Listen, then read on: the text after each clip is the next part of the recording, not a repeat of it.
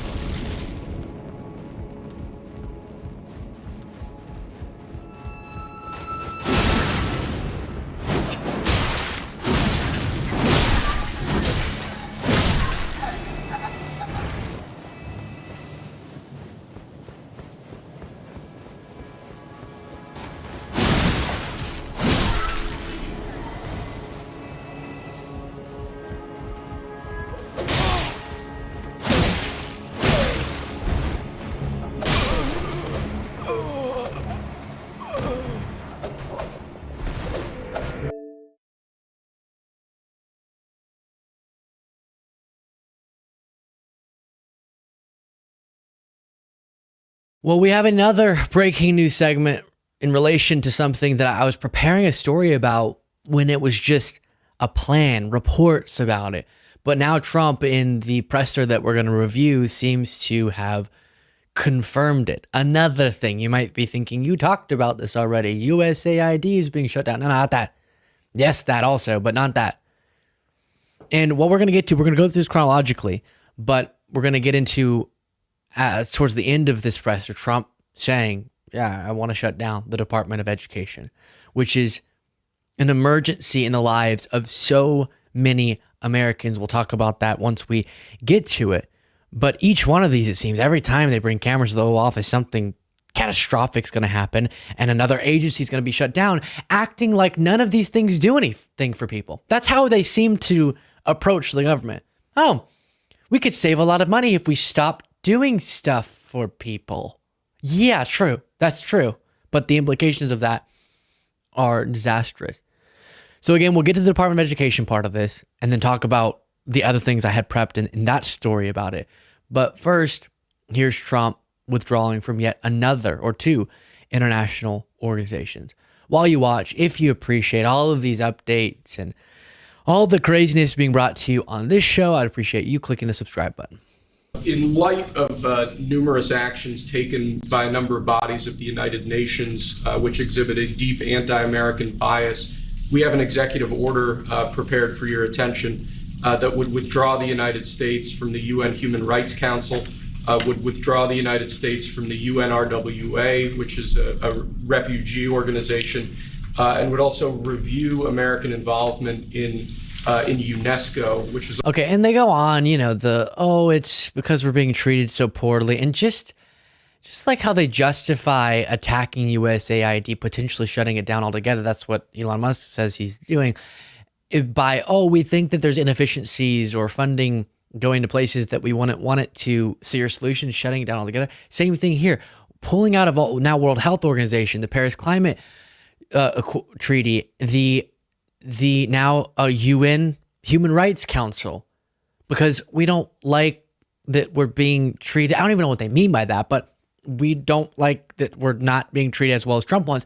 How would you not aren't you such a big, strong, masterful negotiator? Why don't you just leverage the US's massive power to make the changes you want? But just pulling out altogether is seemingly the only solution that he has, which is a part of the isolationist and sort of authoritarian plan here, which is there's less accountability, there's less international intertwinement necessary in Trump's worldview of how he'd govern the United States. Whereas we actually benefit a lot from, yes, we benefit the world, or we should try to, through our participation in these international institutions, but we also ourselves can advocate on behalf of our own interests and leverage our power, in some cases, for good.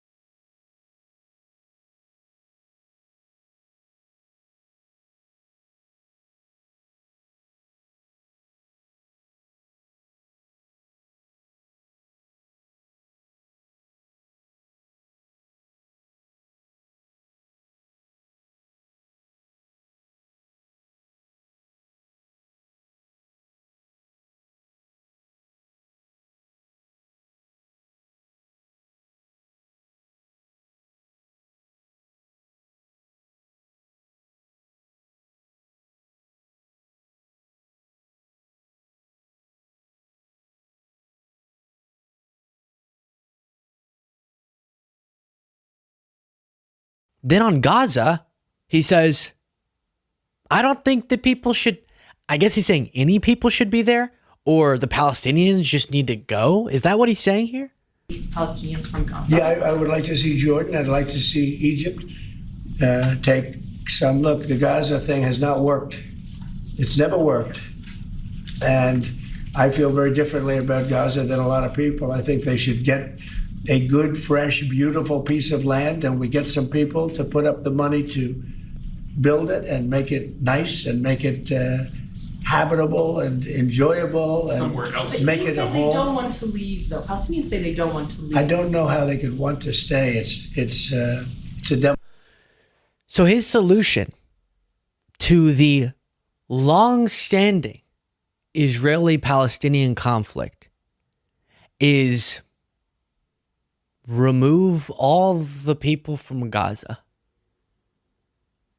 and to find a new, fresh place. If you understand anything about the geographic, land-related key characteristics of why this has been a conflict for so long, you'd understand why that is so ridiculous. But Trump just, we could just build like an island. We could build an island and put all the Gazans there. Frightening stuff. Then on USAID and Elon Musk gutting it. doesn't seem to work. Secretary. Elon Musk, thank you, sir. On Elon Musk, how often are you talking to him? And have there been ideas that he's brought to you that you said, oh no, wait a minute, this is going a little too far? Well, many ideas, but look, he's done a great job. Look at all the fraud that he's found in this USAID. It's a disaster what the people, radical left lunatics, they have things that nobody would have even believed. The whole thing with 100 million spent on you know what, with money going to all sorts of groups that shouldn't deserve to get any money. The only thing he can think of in terms of why an organization that provides, I know I'm trying to get to the breaking news, which is the education part, but let me just read you some of what we're talking about here. New York Times, life-saving health initiatives and medical research. Oh, the 100 million. No, wait, let's get back to that. Medical research projects have shut down around the world in response to Trump administration's 90-day pause on foreign aid and stop work orders. And apparently this is more than just a pause given the USAID moves from the Trump administration. In Uganda, just as some examples, the National Malaria Control Program has suspended spraying insecticide into village homes and ceased shipments of bed nets for distribution to pregnant women and young children. Medical supplies, including drugs to stop hemorrhages in pregnant women and rehydration salts that treat life-threatening diarrhea in toddlers, cannot reach villages in Zambia because the trucking companies transporting them were paid through a suspended supply project of the United States Agency for International Development, or USAID. Dozens of clinic trials in South Asia, Africa, and Latin America have been suspended. Thousands of people enrolled in the study. You also have this. 2 weeks ago, I was combating diseases. We had 21 serious outbreaks at the time worldwide. 3 are serious now. An Ebola outbreak in the capital of Uganda. Bird flu has broken out in 49 countries. Our efforts to contain them have all been shut down. How do you not see how that, even if this is the only thing that can get you to care about it, could impact you? Maybe not today, maybe not tomorrow, but could impact you. Not to mention the human suffering that's being caused by this. So why is that all justified? Why is he saying this? It has to be corrupt. Nobody could approve that. They could only approve that if they were getting kickbacks. You're talking about hundreds of millions of dollars. And it sounds like you're going to wind down USAID. It sounds like it. I mean, I think so. Yeah. So when that. That's what his response is. Yeah, funny. Totally. We're doing it. Who cares? It's funny you would even say that because of course we're doing it. Wind down. Get rid of USAID. I just read you some of the things that means for people and for the world with global outbreaks. And why is that all necessary? I keep asking. Because it used to be 50 million. Now he's juiced up the number to $100 million was spent on quote unquote, you know what. And the you know what is the fake claim that he keeps making about condoms, which is completely wrong. And now we get to the purpose of this video, 8 minutes in, which is he confirms the reports. To put herself out of a job, education department. So we're ranked number 40 out of 40 schools, right? we're ranked #1 in cost per pupil. So we spend more per pupil than any other country in the world, and we're ranked at the bottom of the list. We're ranked very badly. And what I want to do is let the states run schools. I believe strongly in school choice, but in addition to that, I want the states to run schools, and I want Linda to put herself out of a job. Do you think that's something you can do with an executive order, or are you going to ask Congress to do it? I'd like to be able to look if I could. So there, we'll address what sending it back to the states, as he says, is the justification means. But I was going to review this New York Post right-wing paper reporting on the fact that Trump is considering, now he seems to be confirming, but considering executive order to shut down Department of Education. And I do have this vibe that with USAID and then this, Elon Musk gets ahead of it and he goes out there and says, yeah, I think Trump's intending on this. And then it forces Trump into having to confirm it and moves the timetable up. President Trump may use his executive powers to gut the Department of Education and then push for legislation to abolish it as part of his administration's efforts to shrink the size of government. Another thought while we're talking about this is this was one of the many things that Trump said on the campaign trail that so many people went, no, he's not going to do that. Because we saw that in the first term. He said a bunch in the campaign trail, and then a lot of it he didn't do. And it created this attitude where the best justification from so many MAGAs was, oh, he's not actually going to do a lot of this. That was the response from the teacher in Kentucky who said we would be devastated if we lost the federal funding. Many of the children who leave our school on Friday don't get a real meal until they come back on Monday. And it is low-income communities that rely on the Department of Education's funding. Trump administration officials are reportedly in talks about using executive order. And I should note that teacher said, I voted for Trump, I just didn't think he was going to do it, to shut down nearly all the agency's functions. Under the potential executive order, certain functions written explicitly in a statute would remain at the Department of Education, while some programs would be moved to other agencies according to the outlet. So the idea there being, before Congress could formally get rid of the Department of Education, we would gut it by only having it do what is written explicitly into statute, and then move other functions that we think are necessary. But this being a part of the broader, it's a cost-saving thing, means funding will be lost. We're seeing that with USAID. So the only other defense I'm expecting from some defending Trump will be, well, no, they're still going to do all the things that they were doing before, it just won't be a part of the Department of Education. Then why would you do that? No, of course, you're going to roll back those. And that means disproportionately his own states that voted for him. This was a graphic put up in that report that I told you about regarding that principle, which is that the top states receiving federal funds, relying on federal education funds, are all states that voted for Donald Trump. And then you have another graphic, thousands of teachers would be at risk of losing their jobs if Title I were eliminated. And you can see there which states would be more thoroughly impacted. And so Trump's pursuing an action that would be devastating if it seems to be what they're broadcasting, what's being indicated, for so many students, funding for special needs programs, funding for teachers, funding for just the basic functioning of schools. And we cannot have, especially the low-income schools, which so often these Republican proposals end up harming the people who cannot afford to be harmed. They can't have worsening conditions. And so this is the exact example of what we talk about. Republicans break something, then point at it being broken as proof that they should get rid of it. They're going to gut the Department of Education as proof, and then they'll point to that as proof as why Congress should get rid of it altogether. And also Trump makes these claims about we're ranked 40th. We're not. We actually, in some rankings, are really, really high up in our educational outcomes. Still a lot of problems, but he's totally wrong about that as well. And then people who come out like Republican Senator John Kennedy to defend Trump just are utterly malicious. To my friends who are upset, I would say with respect, call somebody who cares. They better get used to this. It's USAID today. It's going to be Department of Education tomorrow. I told you just a moment ago about what the specific people who we're talking about, what would happen, what is happening with the cutting off of these funds and gutting of these programs.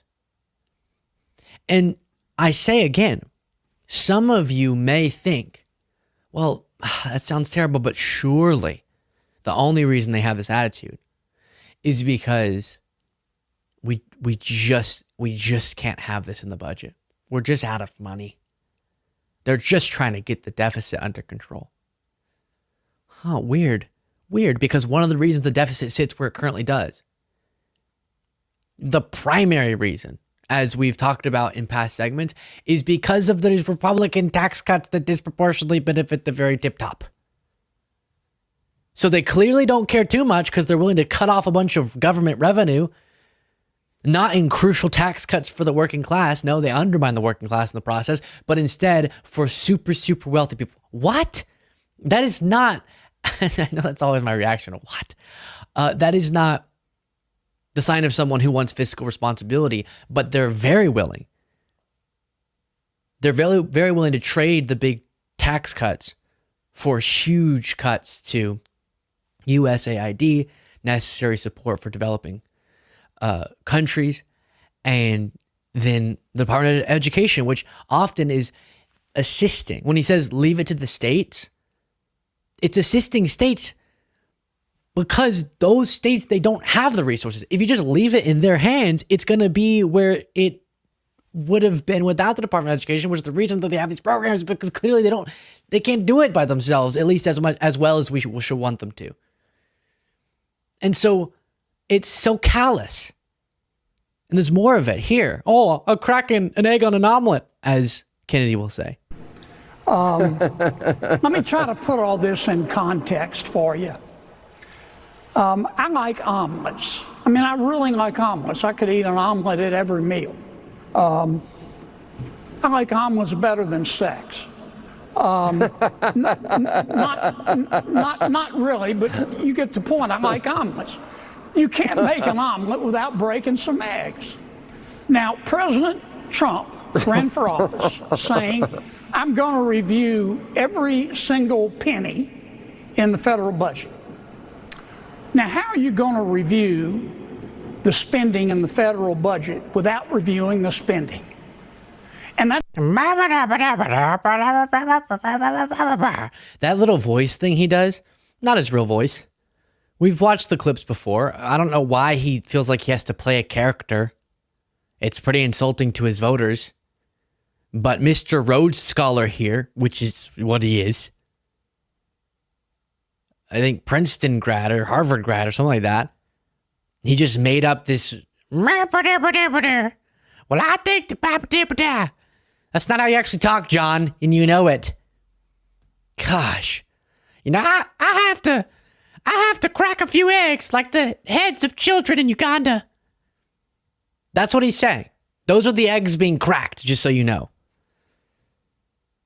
The eggs being cracked are preventable pandemics being promoted through these actions. I know. My big thing was I'm going to say lighthearted so that you all can watch the news without getting so angry. I failed this time. Sorry. But low-income communities' educational systems being assaulted and the neediest among us having funds withheld, hard to be super level-headed about. Share your thoughts in the comments.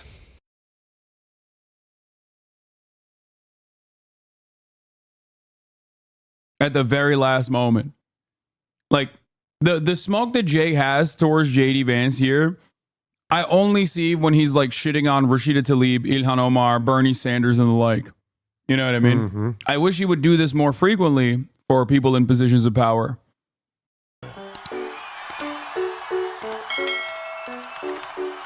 Yeah. Let's do the Jake Tapper shit. Oh, yeah. Yes, good to see you. Thank you so much. Thank you. So let me ask you, obviously, Trump's former chief of staff, General John Kelly, was alarmed, he says, by what he heard when Trump said he wanted to use the National Guard or the Pentagon to go after. I'm all for hearing y'all sigh, but calling Trump a Nazi is a stretch. Why is it a stretch? Why? Why is it a stretch? His goal is to create militarized border camps, okay, concentration camps. That's what he said. He falsely claims over and over again that there are 20 million undocumented citizens, undocumented migrants living on U.S. soil, and that he's going to deport every single one of them.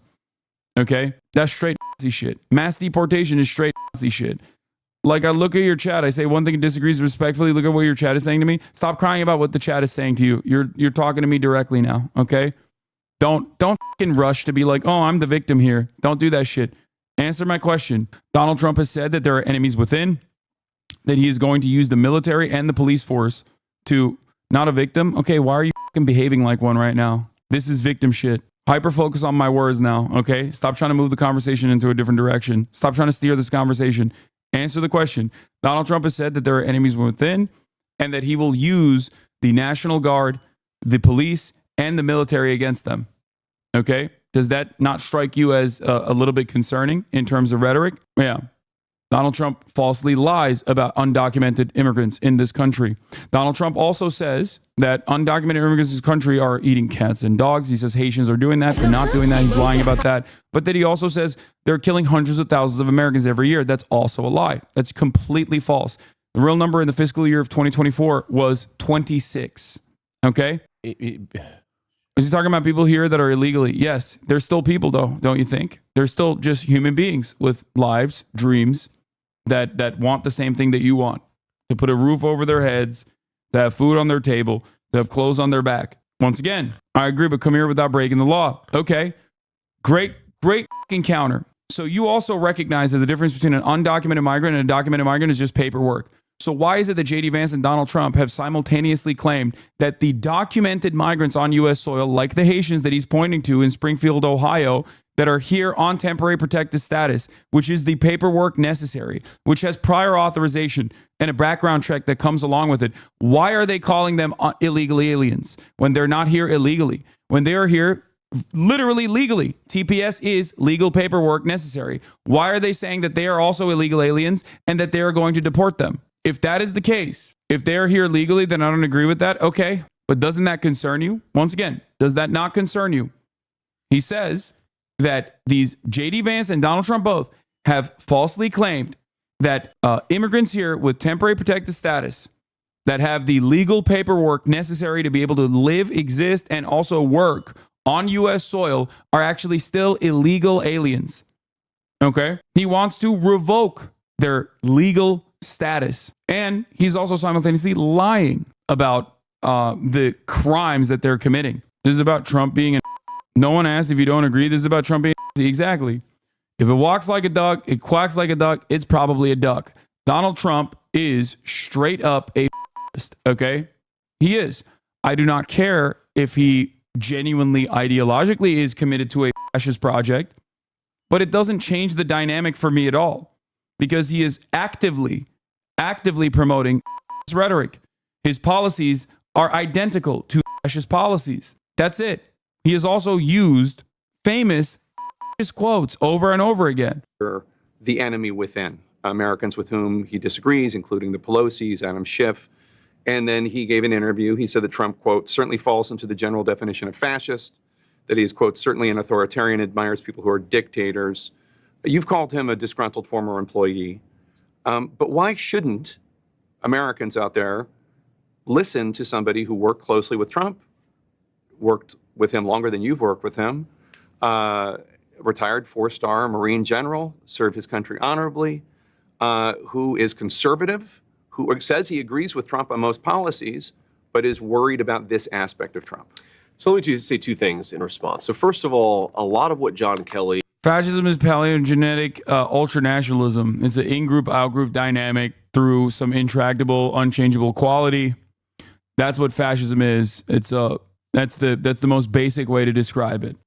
Okay, Google is also very helpful if you would like to figure out what fascism is. It's ironic that Jake Tapper is having this interview with a person who also called Trump a Nazi. So there's that too. Donald Trump's own fucking vice presidential candidate, side by side, not that many years ago, called him a fucking Nazi. Okay? He called him a fascist too. Pretty much all of what John Kelly accuses Donald Trump of saying.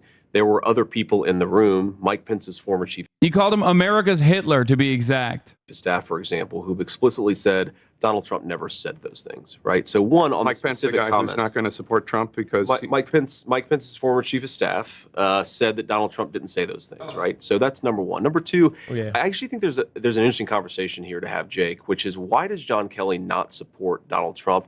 It's about policy. It's actually not about personality. he says he agrees with Trump on most policy. No. He agrees with Trump on most policy. the He disagrees fundamental- with Trump on how Trump views his role and his and the fascism and the authoritarianism. I don't buy that, Jake. I don't buy that because if you actually look at John Kelly, at folks like Liz Cheney, the fundamental disagreement they have with Donald Trump is even though they say that they're conservative in the sense that they want America to get involved in a ton of ridiculous military conflicts. They want America to police the world, and Donald Trump wasn't. John And if Kelly you lost look a at the son in policy- Afghanistan. Why are you saying that he like? I've never heard John Kelly say whether he Jake, come on. supports of Iraq or Afghanistan. And I honor his son's sacrifice, and I honor his family's sacrifice. That doesn't mean he's not wrong about policy. But what specifically are you talking about? What has he said that is your argument that a person who lost a son in Afghanistan can't be wrong about public policy? I'm asking then you. why No, bring that up? Let's talk about public policy because you were I've asking- never criticized his service or I his brought it son's up because service. you're acting as if he is pro-war, and I've never heard him say whether or not he supported the war in Afghanistan or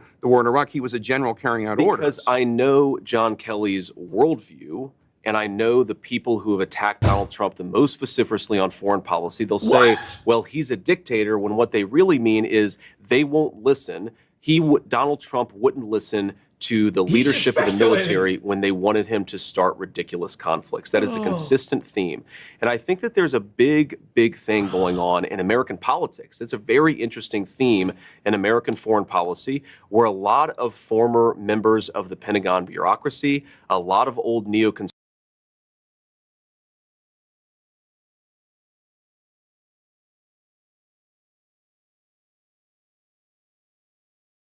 Do you want to see one contributor?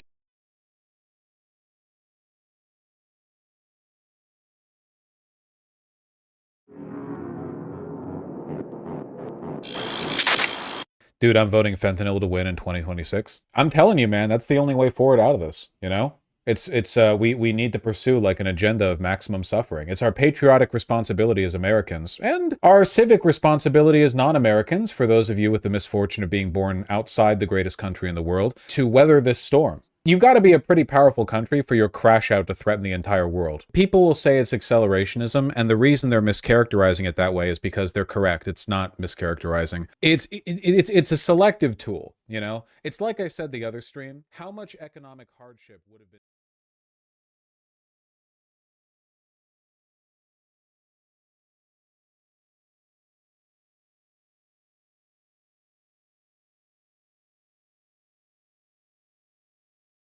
I bought 3 capture cards on wish.com, USB 2.0, USB 3.0 and a console capture card. I probably got scammed, but let's find out together. Let's immediately open the cheapest capture card. This was, if I remember correctly, $7 or $8, which to be honest is kinda crazy. And this is just a straight copy of the Elgato Cam Link. And to test this capture card, I connected an HDMI to this camera here, and I will connect all the cards here on the side. So now in OBS Studio, we can just add a video capture device to see the result. However, before doing that, I want to tell you about the sponsor of today's video, which is Own.tv.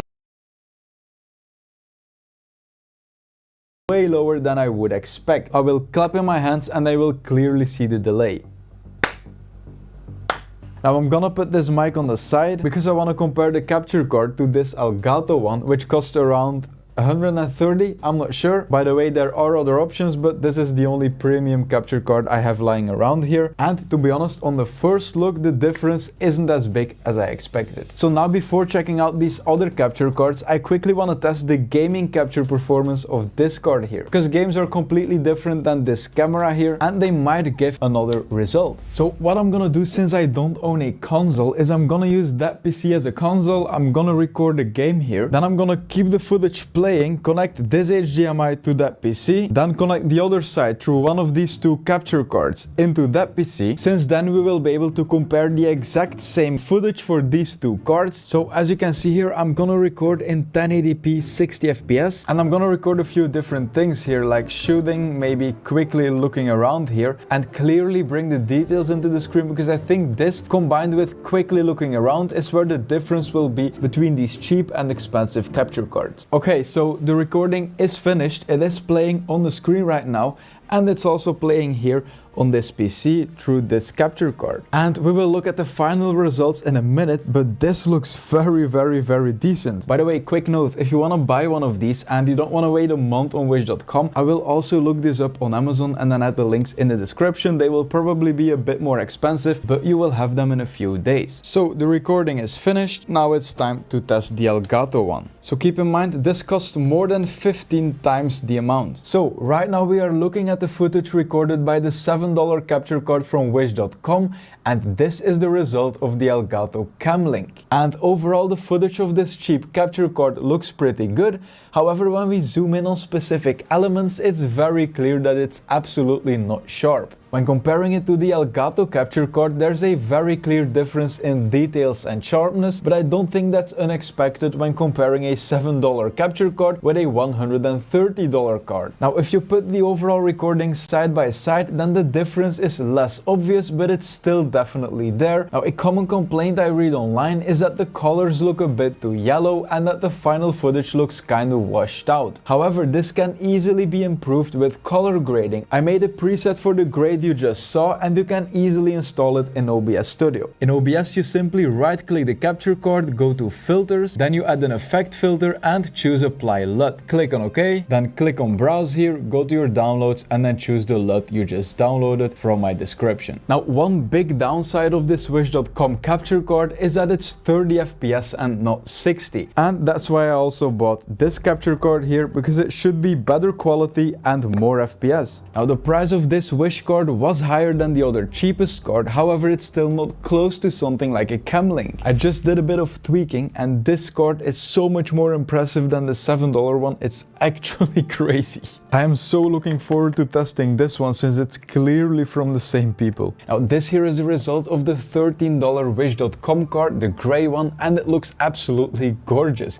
Pay attention to the name of the gun on the bottom right, and I will switch to the other card in 3, 2, 1 now. Now, as you see, this is much more blurry and lower quality. And if you compare the details and sharpness of all three cards, it's very clear that the $7 wish.com card was definitely decent for the price, but that the $13 card blows it out of the park. Same thing when you look at the gameplay of the three side by side. So the thing I want to test now is the difference between the grey card, the $13 one, and then the Elgato Cam Link, because it seems like they're not that different. So this here is footage of the grey wish.com card. And then when we put the Elgato card next to it and zoom in a bit, the difference in quality is not that big. And the main reason they do look a bit different is the color, because as you can see here, the color of the Elgato one is definitely better and more natural. However, as you can see on this example here on the left, I created a color grade that makes them almost identical. The link to the color grade will also be in the description, and as you can see, when we compare the $13 wish.com card to the original 1080p footage, it's almost the same thing, so this card is an amazing deal. I also found a few cards that are similar to this on Amazon, so you can get it quicker.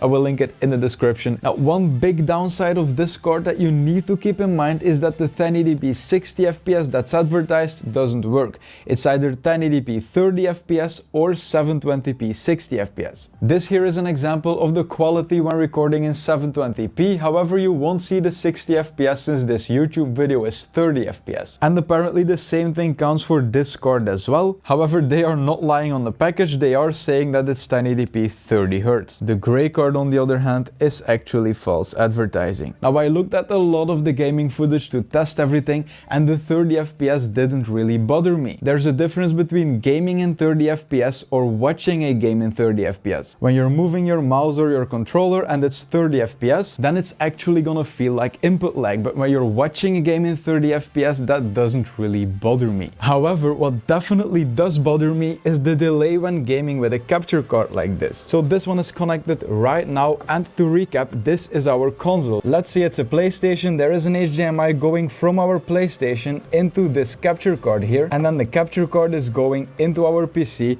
and this is the result in OBS Studio. So when you have a single capture card like this is the cam link, the other one is connected, you have no other option than to game in the OBS preview, because the output of your console that you usually connect to a TV or a monitor to game on now goes into this capture card, and that goes into your PC. So the only way to see it is to add a video capture device here and then add it, for example here, USB video. But as you see here, when I move my mouse, there definitely is a delay between me moving and then things happening on the screen. And when you want to, for example, track a moving enemy like this, you're gonna have a bad time because it's practically impossible. So that's where a card like this comes in, but I got a cheaper option to test, which is an HDMI splitter. So instead of connecting an HDMI to your console and then connecting the other side to a capture card that goes into your PC, we now take the HDMI splitter and then plug it into our console like this, and then we connect two HDMI cables to this splitter, and as a result of that you now have two HDMI signals with your game. One of them goes into the capture card and then in the PC like before. This will give you your game in OBS Studio through the capture card, but then you have another screen to connect your extra HDMI to. And I just tested everything and it actually works. This screen is perfectly smooth, and then this one here can be recorded or can be streamed, etc. So I'm gonna click on this settings icon here, and you're gonna see that it pops up here first, and then this one will be delayed. So I'm gonna click in 3, 2, 1, now. And as you saw, this one pops up first, this one is behind, and this screen feels perfectly smooth. And then this one here is going through the capture card, so it means that the colors here are much better. It's also 60 FPS instead of 30, because this is just a clean HDMI signal going from the console into the screen. So you can clearly see if I click through the menu here that the left screen is much quicker. Now this capture card that we also bought is basically a combination of this one plus the splitter. I also connected it here to quickly test it. So when HDMI goes from your console into the card, then the video from your console that comes in here goes through USB to your PC, and there's also a power cord that's also USB. And then the HDMI out here, this can go to your second screen. So just like with the splitter, we can now test the delay by just doing things on the screen. It feels very smooth, kind of the same thing as with the other card. And when I click on the settings icon here, you can see that the delay is kind of the same. I'm quickly gonna move through the menu here so you can see the actual delay, and just like with the other card, this screen is perfectly smooth, and this one here has a delay, but it's being recorded and streamed. I'm also gonna quickly do the 1080p 60 FPS test that we did with all the other cards so we can compare them, mainly because I want to see how this card does compared to this one here. So the test is running right now. This also looks like a very decent card, and the thing I want to know the most is if it's gonna be 1080p 30 FPS like the other cards or 1080p 60 FPS. Okay, so what you see now is the result of the Wish.com console gaming capture card, and I'm not sure how noticeable it will be on this YouTube video, but it looks very choppy. Especially in these parts where I'm looking around very quickly, it looks like it's 15 FPS instead of 30, and definitely not 60. This card here that I showed in the beginning is what this card is based on, but as you see here, it costs almost $200 on Amazon, while some copies of this gray capture card from Wish that we tested cost around 19, and some of the HDMI splitters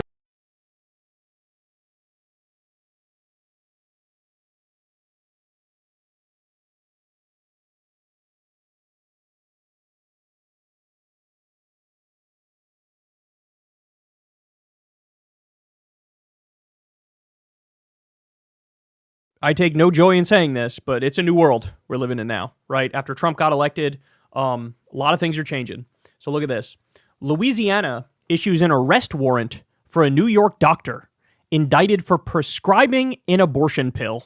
So look, this is one of those things, this is going to go through the courts, right? Like, this is going to be a big deal. And we'll see how they decide. But this is serious now. An arrest warrant has been issued for a New York doctor indicted on Friday by Louisiana grand jury for allegedly prescribing abortion pills online to a pregnant minor in the Deep South state, which has one of the strictest near total abortion bans in the country. Grand jurors at the district court for the parish of West Baton Rouge unanimously issued an indictment against Dr. Margaret Carpenter, her company Nightingale Medical PC, and the minor's mother.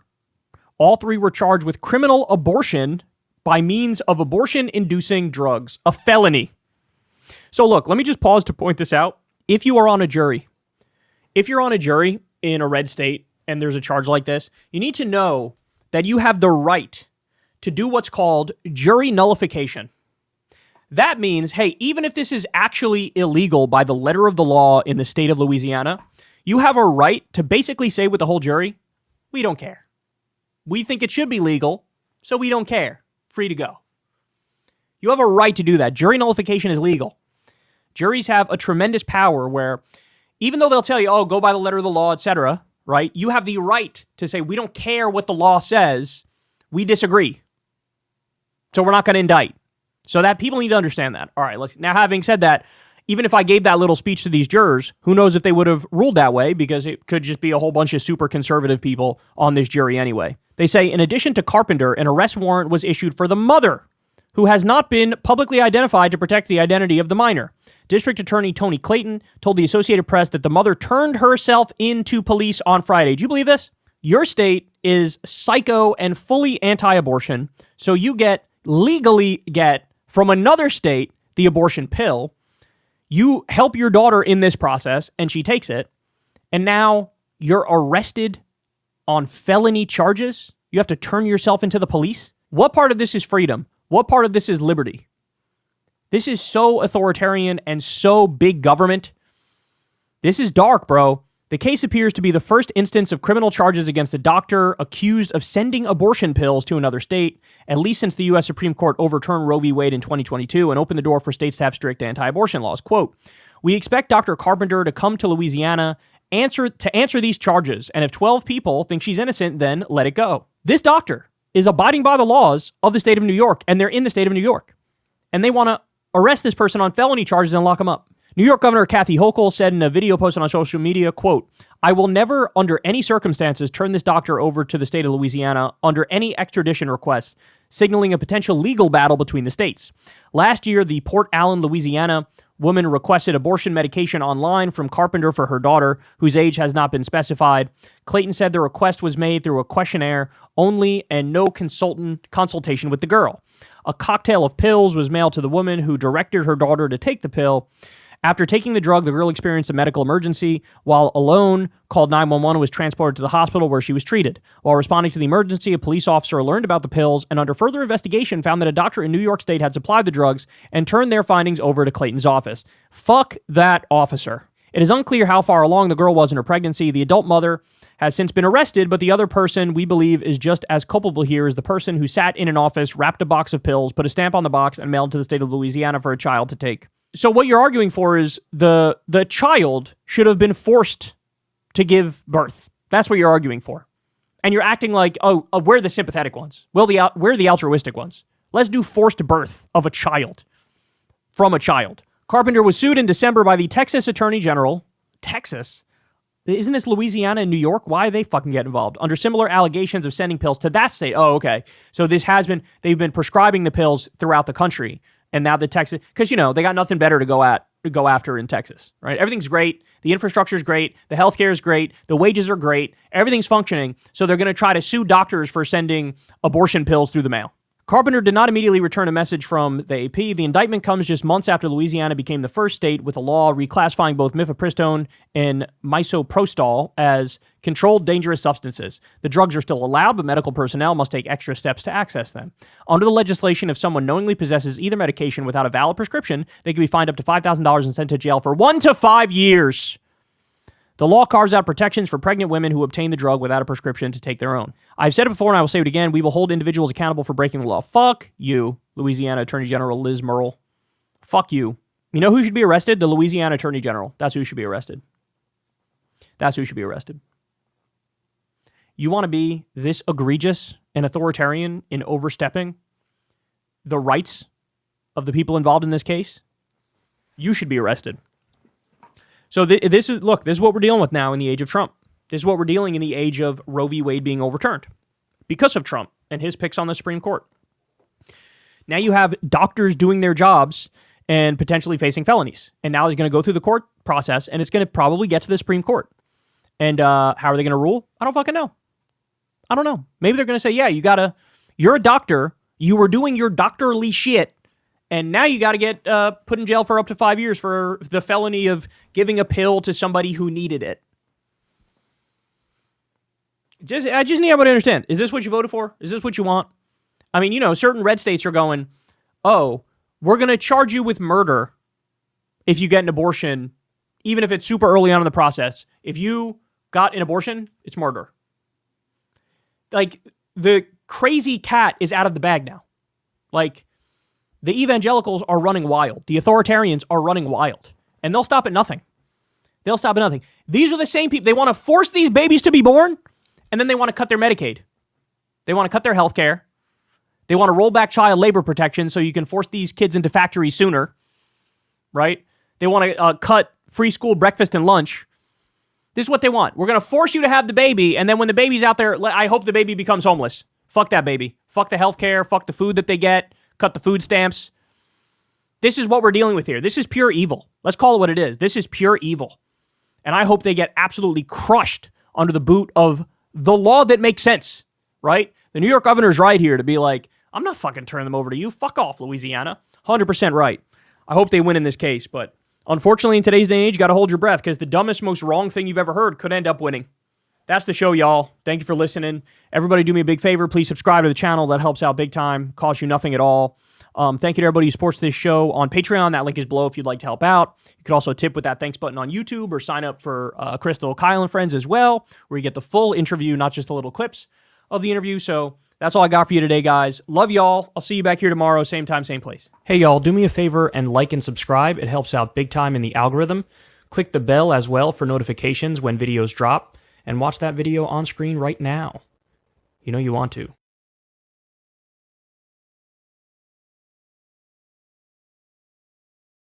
All right, guys, so we talked a little bit about this yesterday in a breaking news video, but we're going to dive into it some more here. So look at this.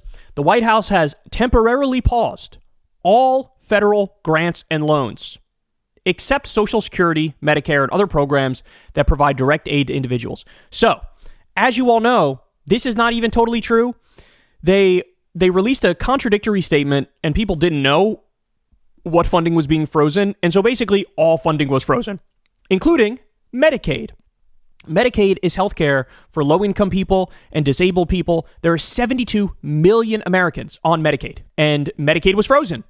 And so this was like 5-alarm fire, holy shit, collapse of the system type stuff.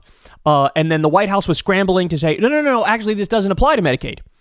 They were saying that, but again, the portals were frozen. By the way, I still don't know at this moment, I still don't know if the portals are back online. I don't know. They can still be frozen. So this, now understand something, and we'll talk more about this, but this is completely and utterly illegal from the Trump administration. Because the way it works is, if you are president and a spending bill gets to your desk, you can, if you want to, veto that bill. But if Congress gets something to the president's desk and the president signs it, you can't retroactively veto it. This is already settled law. And so now Trump is effectively trying to retroactively veto it, do like a line item veto, say, I don't have to spend on stuff that I don't want to spend on it. And that is just not remotely true. Right? But this is what he's doing. He's testing the theory of governance brought to you by Project 2025. Namely, let's destroy the regulatory state, destroy the administrative state, destroy the entire social safety net, let the president act as a unitary executive, and let him not fund whatever he personally doesn't want to fund. Okay? So here we go. We got more. This pause could affect a wide range of programs, ranging from Medicaid to federal aid highway programs, assistance for tenants, child nutrition programs, grants for colleges and universities, and much, much more. In fact, I'll give you more. Here we go for more perfect union. Trump's illegal freeze on billions of dollars allocated by law is going to hurt people in federally subsidized housing, block maternal and child health grants, halt emergency public efforts, limit lead reduction efforts, hurt students on scholarships, and harm hospitals. By the way, we can go deeper. This is just some of the shit, bro, that was part of this massive freeze. I'm not going to go through every single one of them, but you can pause if you'd like to and read it on screen. But you got stuff like the Pell Grant Program, Federal Work Study Program, Teacher Quality Partnership Grants. I mean, the list goes on and on here. Again, you can pause if you'd like to and read through it all. Health Center Program, Public Health Emergency Preparedness, Public Housing Capital Fund, Section 8, the Lead Hazard Reduction Grant Program. Like, this stuff is insane. All this stuff was frozen. Again, more. Pause it if you'd like to pause it. Read through it. Clean Water State Revolving Fund. Like, what are we talking about here? Wildfire Hazard Mitigation Assistance Program. I don't know. That seems kind of important with Los Angeles currently on fire. SNAP, which is the food stamp program. You got WIC, which is literally nutrition for babies. WIC is literally baby formula for poor families. Like, you are taking food directly out of the mouths of babies. You know what else was frozen? Meals on Wheels. So senior citizens, like, you just stole food directly from senior citizens. You had the director of Meals on Wheels come out and say, we don't know if this applies to us or not. People are confused. Some people aren't getting their meals. What the hell is going on here? More, here we go. The federal spending freeze, it impacted Medicaid, school, breakfast, and lunch programs. Oh my God. So remember, guys, in blue states, there's been a bunch of governors who decided we're going to do free school breakfast and school lunch.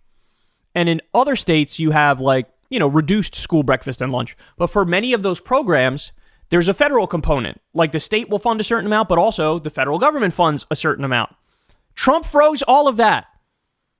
Again, he's taking food directly out of the mouths of school kids. If you're making a list of shit to cut, it wouldn't even be on the list. It'd be at the very bottom of the list to say, let's cut school breakfast and lunch programs. Do you realize how disgusting that is? Section 8, Title I education grants, temporary assistance for needy families. That's what remains of the welfare program. State grants for childcare, Head Start, the Special Supplemental Nutrition Program for Women, Infants, and Children, Department of Housing and Urban Development's Community Development Block Grant Program, EPA grants for clean water infrastructure. In one fell swoop, like a wrecking ball, he took out massive portions of the federal government. Willy-nilly, on a whim. He was literally golfing when this happened. When he ordered it, and then when the impacts were becoming clear. He was golfing. Now, immediately, by the way, I believe there were, I think it was 23 attorneys general sued. But you're not allowed to do this. You're not allowed to do this. And I believe you already have a stay on this move from the president, where a court has ordered you actually can't freeze this. You have to unfreeze it and then let it go through the litigation. But in the process, when it's going through litigation, you can do this, right? But again, as I pointed out to you, I'm sitting here right now. I saw all the reporting about how the Medicaid portals were completely frozen in all 50 states. I have yet to see any update where people say, oh yeah, our Medicaid portal is working now. And then forget that, because the administration claims the freezing on the Medicaid, like they say, oh no, we didn't actually mean Medicaid. So we're trying to reverse that. That's what they say. But they're not saying that about the school breakfast and lunch programs, right? They're not saying that about Section 8. They're not saying that about Head Start. Do you have any idea how devastating the consequences are for the American people with this? Do you have any idea? And guys, I made this point the other day, but Trump is a master at overriding reality, but even he can't successfully use PR and marketing and messaging to override this reality. The point I made was eventually reality catches up to everybody, right? This is making that happen so much quicker than anybody thought. In fact, the longer this stays in place, right, the more his approval rating absolutely implodes. Absolutely implodes. You cannot override this reality. Too many people depend so much on these programs from the federal government just for normal day-to-day existence, right? Tomorrow we'll cover a story for you. This poor woman absolutely broke down over the fact that her benefits were cut. And she's like, I literally can't afford to have them cut. She ended up skipping meals so her kids could eat. This is how this is impacting people. This is how, and guys, as I said, there's a certain percentage of the public that will never abandon Trump. They are full on cult mindset, but there's also plenty of people who voted for Trump who are not full cult members. They say, oh yeah, I don't know, we said some good things, I guess I'll vote for it. They're like the casual Trump supporter. Those ones are going to sprint away from you at 1,000 miles an hour over this. 1,000 miles, especially if their lives are personally hurt or their loved ones' lives are personally hurt. That bubble's going to burst, bro. And I predicted it, but his approval rating, when he's done, and at some point in this term, his approval rating will go to 35% or less. And in fact, I think it'll hit 20-something% at some point. And he's just speeding that process up. Look, he is acting now. I told you, this time Trump is going to be totally unhinged, totally unchained. There's nobody to keep it real with him and say what's a good idea, what's not a good idea. They're all loyalist sycophants. And then with that being the case, like, he really thinks he's invincible. He survived, 91 crimes. He was able to get away with them. He was granted immunity by the Supreme Court that, hey, if you're doing anything that you think is official, it's okay. You can do it. And this is the end result of that, right? So the thing that we have to fear now, y'all, is a scenario where the court says, hey, you can't do that. And he goes, okay, I disagree. You want to stop me? Come stop me with your army. Oh, that's right. You don't have an army and I do. Right? That's what you have to fear. That's what you have to fear. Because the guy, I mean, he skated. He skated on everything. And these are the consequences. And by the way, we should also point out, Trump himself, with his own rhetoric over the years, he never has been, I'm a full austerity Republican, right? Like slash government to bone. He was never that guy, which is why he's always maintained and said, I'm not going to cut Social Security. I'm not going to cut Medicare. He always would say things like that, right? But remember, guys, now all of the billionaire oligarch robber barons have snuggled up to him and given him a tremendous amount of money. And Trump thinks these people are geniuses, and he's made a corrupt deal with them. And he's basically delegating governance to many of these people, right? And guess what? They are full austerity-minded Republicans. They are Paul Ryan on steroids and George W. Bush on steroids. And so if they insist on implementing austerity, Trump's going to be like, okay, go ahead. He's not going to fight. He doesn't have deep ideological convictions to disagree with them and stand up to them. And this is that austerity. And austerity is colossally unpopular.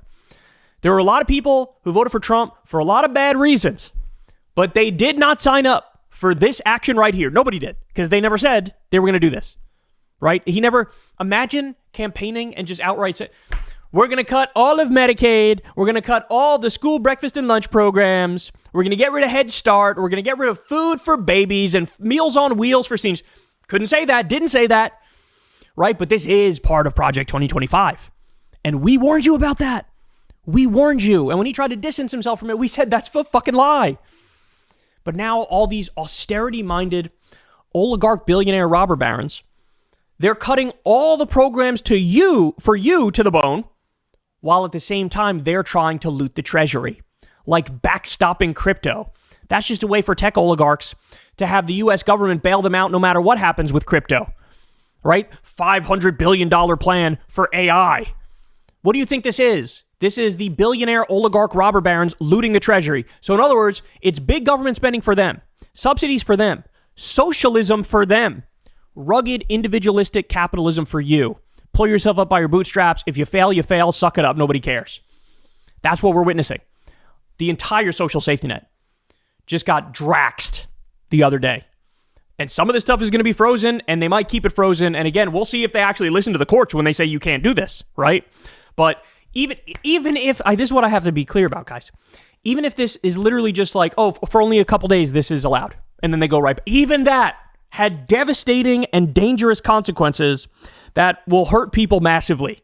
That's what you need to understand. We've never seen an administration this extreme domestically. Never have we seen anything like this. So, holy cow, we're in new territory. And all I have to say to the Democrats is, wakey, wakey, y'all. Wakey, wakey. We got a story later on a press conference they did and what they talked about as this was going on.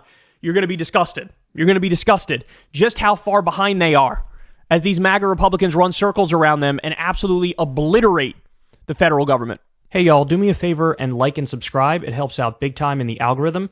Click the bell as well for notifications when videos drop, and watch that video on screen right now. You know you want to.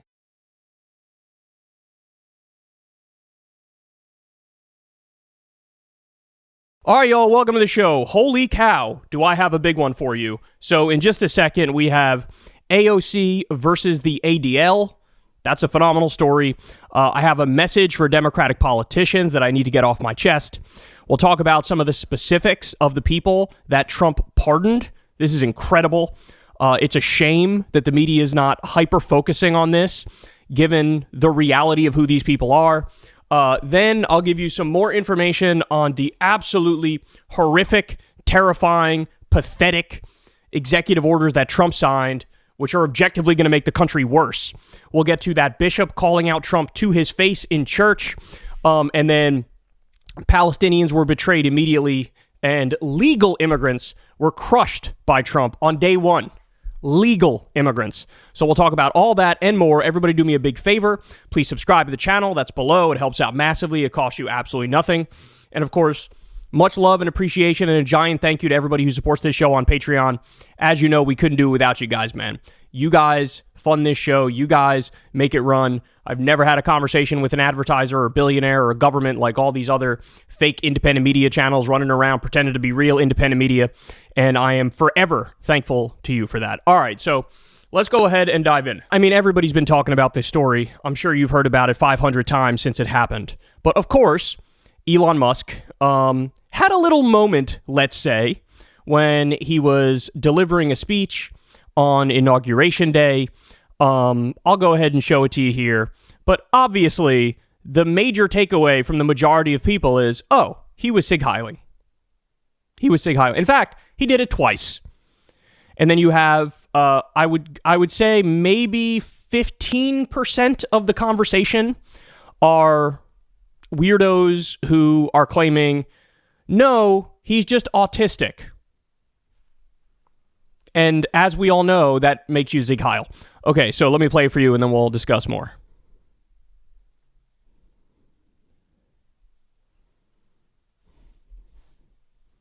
Twice. Here we go again. Ready? That's not exactly subtle, y'all. That is not exactly subtle. Now, remember, Elon Musk got into a lot of trouble multiple times for having Nazi-like moments. There was somebody who posted some anti-Jewish conspiracy theory on Twitter, talking about how Jews hate white people and they want to make white people go extinct and they're playing tricks on white people. And Elon responded to that and said something to the effect of, "You tell the actual truth." He, of course, praised the AfD in Germany, which is effectively a Nazi party. There's been a number of things. Oh, he believes in, the link between race and IQ and race and crime, and he's talked about it before. And so, I mean, he has far-right politics. There's no ifs, ands, or buts about it, and he sort of let the mask slip a number of times. He's also played around with the 1488 numbers before, and you know what that means if you've been in this portion of the internet, right? So he does this little game where he plays hide the ball a little bit. He tries to leave himself plausible deniability, but he'll give you moments like this to spark controversy and get people talking about him.